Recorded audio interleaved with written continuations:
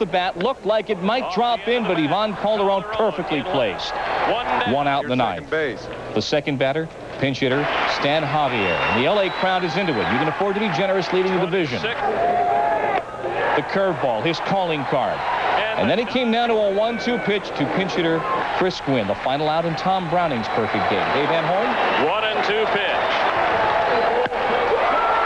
In the air. Center field. Grissom. El Presidente. El Perfecto. Martinez, quite simply, overwhelmed by the magnitude of what he had accomplished at the age of 36, where several years ago he was nearly out of baseball, nearly washed up. And the Dodgers Friday were no-hit for 9 innings by Mark Gardner, only to beat him in 10. So the Dodgers went into a no-hitter, and 2 days later a perfect game, and they split. Dennis Martinez, the first Nicaraguan to play in the major leagues, is the first pitcher from outside the states to pitch a perfect game. It is the 15th perfect game in baseball history, and if you count Harvey Haddix and Don Larson, and also the 7th no-hitter in the 23-year history of the Montreal Expos. Any game is a perfect game. I think that's the tough one. It had to be out there. So it's scary sometimes because you really wonder what's going on, you know, late in my career, the way that I've been doing. But I know that I've been working hard, and I really thank God again because me and him, we were working out there on the mound. Giving thanks to the guy upstairs. Today's perfect game on the heels of Mark Gardner's 9 no-hit innings. It's history of a sort. It's the 3rd time that no-hitters have been thrown in the same series. The other 2 occasions on consecutive days. Jim Maloney and Don Wilson 22 years ago, and back during the First World War, Bob Groom and Ernie Koob of the St. Louis Browns. And there was more history today as Ron Hasse became the first man to ever catch 2 perfect games. 10 years ago, Len Barker bedazzling the 5-year-old Toronto Blue Jays. The last out, Ernie Witt flying out to Rick Manning. Hasse said today Barker had control problems during his career, but not that night. He was 25 years of age. He would finish that year in 8-7 and throw 11 years in the big. So Hasse caught that game, and he caught today's game. And I think when you think about Dennis Martinez, you have to remember 1987 in Springdale, he began the season Class A, free agent. Nobody wanted him. He had gone through rehab, but he wasn't able to convince anybody he could still pitch in the major leagues. Miami was down there in Class A, gave him a workout. He signed on with the Expos. The rest is history. Also gave up a home run in the World Series, or I should say the All-Star game to Cal Ripken Jr. Right. It's been an up-and-down season already for him. There have been now, what, 15 no-hitters in the 1980s, and 14 already in the 1990s. It's the 2nd perfect game ever pitched at Dodger Stadium. Actually been a good omen for the LA Dodgers because the last 2 times they've had no hitters thrown against them, they've gone on to win the World Series. You know, there were recent rumors that the Reds were trying to trade for Dennis Martinez. These whispers surfaced when 4 of their starting pitchers went down with injuries, but Cincinnati stood by and watched Tom Candiotti, Oil Can Boyd, and Ron Darling change teams. Manager Lou Piniella has been forced to use Randy Myers in his rotation, and Myers faced the Cards this afternoon. Jose Rios saying, you need protection out there on the mound. Why? Bernard Gilkey, the comebacker, and caught a piece of Myers' pitching hand. Myers retired the first 16 he faced, getting Gerald Perry. Bottom of the 7th, 1-0 Reds. Runners at first and second, and Piniella wants to bring in Norm Charlton. Facing pinch hitter Craig Wilson, and Wilson with the RBI double. Brings in Gilkey and Oquendo. 2-1 Cards. Top of the 9th, 2 out. Tying run at second. Lee Smith. The whiff on Eric Davis. The Cards win it by the final of 3-2. Cincinnati has lost 15 of their last 18. De Leon gets the victory. Myers, who pitched very well, but saddled with the defeat. The Cards have won 8 of their last 11. We would have shown you a Cardinals home run, except they didn't hit one. Again, the Cards are on a pace to hit 1 fewer homer than Roger Maris did in 1961. If St. Louis ends with 60 homers this year, that would match the club record set back in 1931. Todd Zeile and Pedro Guerrero lead the team with 7 apiece. The Brewers, who had been batting .228 in their last 9 games, faced 13-game winner Jack Morris. This is the last time Morris was on the mound. Milt Kyler, lining the bullet off his arm, had to leave with the ugly welt. His first outing since being hit, this time facing the Brewers, and he got rocked in a different way. Top of the 1st, Franklin Stubbs singles to right. Darrell Hamilton scores. Brewers up 2-0.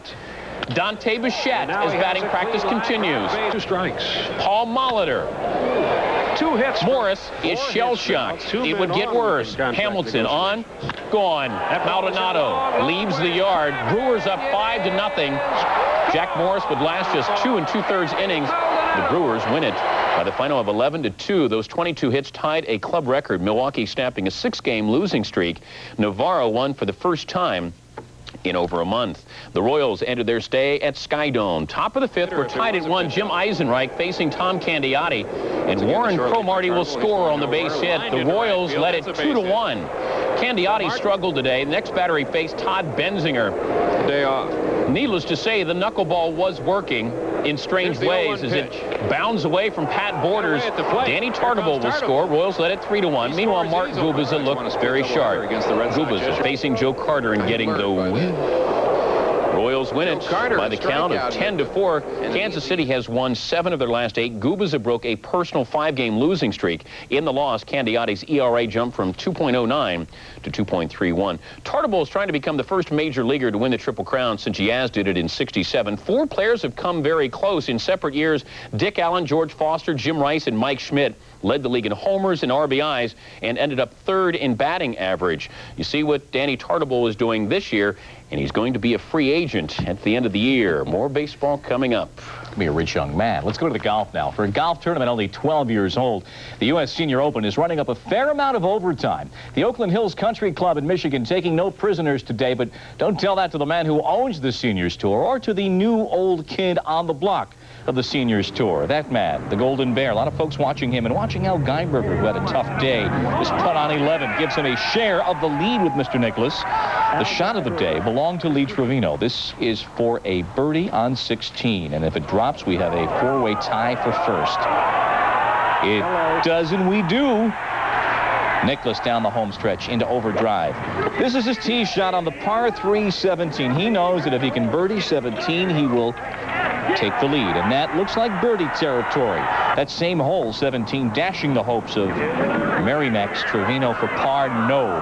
But Senor Senior, Chichi Rodriguez, you always see him in the hunt.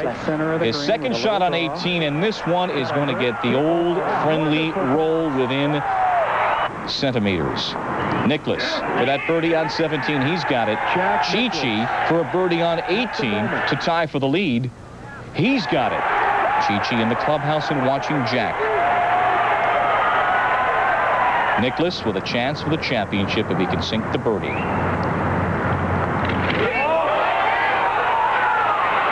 "18 inches short." It was something I didn't want to take a big run at. I wanted to make it, obviously, but I wanted to dive the ball in the hole, and I misread it. I just didn't. It was not as much downhill as I thought. We can all identify with that. Both Chichi and Jack with a 71 today. It is a USGA tournament, so we'll see you tomorrow for an 18-hole playoff. There was a playoff on the same course 10 years ago. Not on today's leaderboard was Charles Moore. The first guy to tee off today, he played at a sprint. Not kidding now. He was sprinting around the course, played the front 9 in 41.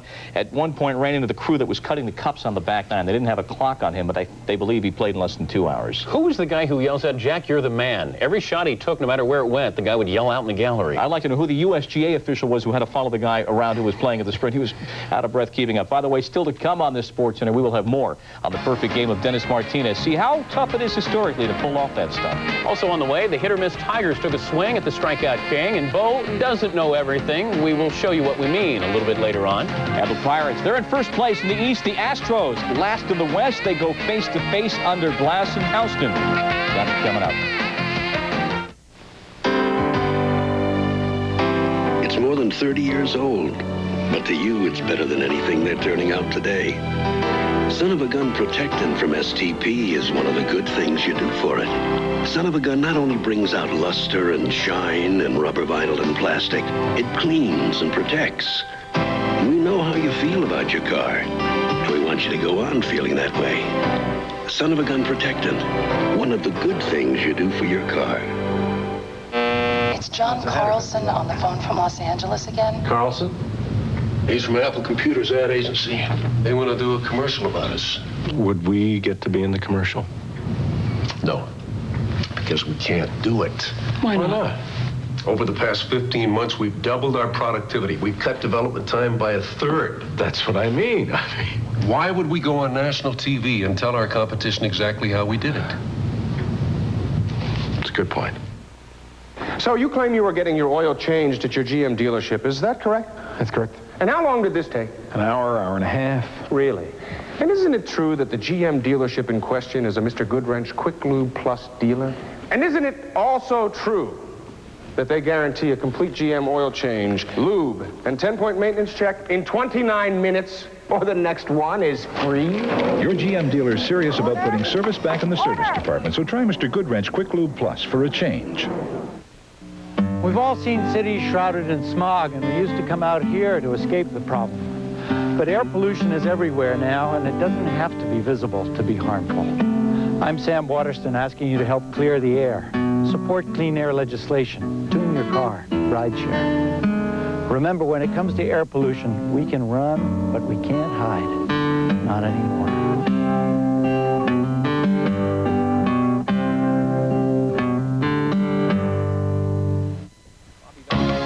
Sports Center is brought to you by Bud Dry. Dry brewed so it drinks light, yet satisfies completely. And by Jaguar, a blending of art and machine.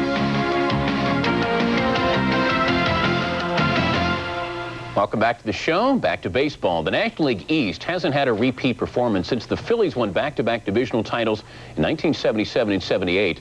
13 years later, the Pirates have designs on doing likewise. Pittsburgh's 7-game lead is the largest margin for any first-place team in baseball. And the Bucks were in Houston Sunday closing out their stay, and even the camera woman saying, "Who are these Astros?" Well, of course, that's Mike Sims. Pirates leading 3-2 bottom of the third. Sims, his 4th major league hit, gives the Astros a 4-3 lead. Later that inning, Andujar Cedeno, his 2nd major league hit. That brings in another run. 6-3 Astros. Dean Wilkins, his first appearance of the year, facing Jay Bell in a 3-run rally with the RBI double. Wilkins, 2/3 of an inning, 3 earned runs. The Astros led it 8-7. It was 9-7 top of the 9th. Carlos Garcia, his first major league game, with a man on first. He's the tying run in the whiff. It's Jim Clancy. The Astros, you definitely needed a program in this game. The Astros win it by the final of 9-7. Houston snapping a 7-game losing streak. Pittsburgh will move on to the real grass of Atlanta to begin a 3-game series on Monday. When the Pirates are on your turf, they are nearly unbeatable. Prior to Sunday's loss, Pittsburgh's last loss on an artificial surface was on the road April 30th. In Cincinnati. The Mets started their afternoon trailing the Pirates by 7 games. Yes, the military watching a couple of big guns today. Gun number 1, Andy Bennis. Bennis has been a tough luck pitcher this year. 4 strikeouts, including Hubie Brooks. Frank Viola, gun number 2. Tony Gwynn has struck out only 14 times this year. Top of the 6th, 2 on, 2 out. The Padres reach Viola. Fred McGriff reaches out and touches this one into the corner. To make matters worse, Hubie Brooks turns it into an adventure. Darren Jackson and Gwynn will score. The relay throw from Brooks is over the... Those were the only 2 runs the Padres would need and get. A tough day for Hubie and the Mets as they win it by the final of 2-0. New York has lost 5 of their last 6. Lefferts worked the 9th for his 16th save. In his 20 starts this year, Bennis has watched the Padres be shut out 4 times and score 2 runs or less in 11 games. Brave starter Charlie Lebrand has struggled in his last couple of outings. The military, the stealth bomber, checking out a big gun. Chicago's biggest gun. Andre Dawson, Braves leading 2-0 in the 4th. And the Hawk, gone. 17th on the year. He now has 67 RBIs. The 3-run homer gave the Cubs a 3-2 lead. In the 8th, the Hawk is back again. Gone. Again. This one off Mike Stanton. Almost the exact same spot, Waveland Avenue. Happy day for the Cubs and for this little girl. They will not be throwing this souvenir back. Cubs win it 6-2. And this was the 34th multi-home run game of Dawson's career. Otis Nixon went 3 for 4, extending his hitting streak to 16 games. We will have highlights later of the Giants and the Philadelphia Phillies. Bud Black and Jeff Brantley combining on the 6-hitter. Kevin Mitchell and Matt Williams provided the offense with home runs. Bob? Well, the Tigers and the Rangers, they're 2 teams that have taken the heat of July and have come back asking for more. They are in pennant races for real.